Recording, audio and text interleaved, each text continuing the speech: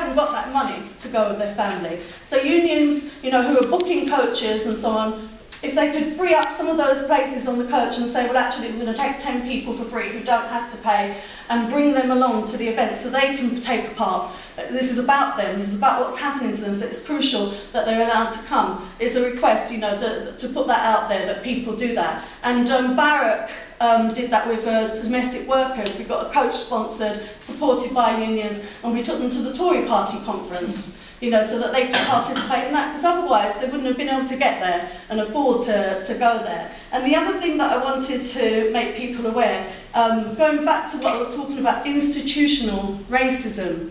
Institutional racism is destroying the lives of black communities, black families and black workers right now. And the police are a particular problem. We've seen one after the other deaths at the hands of the state of young black men. And you'll probably all be aware of Mark Duggan and the latest verdict in that inquest, which actually declares that it's lawful to shoot somebody dead even if they haven't got a weapon in their hand, which is an outrage.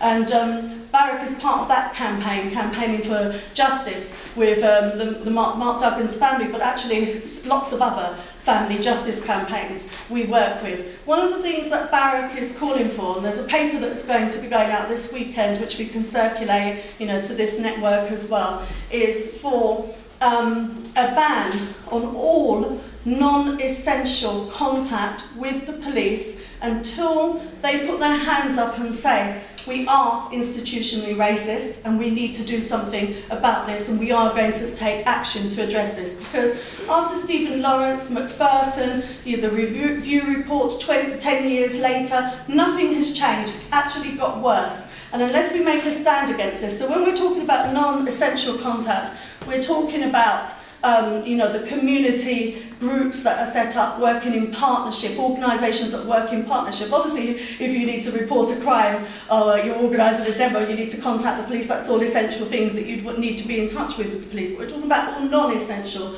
business, because I think that's the way that we're going to hit them, because everything else that's been tried today hasn't worked.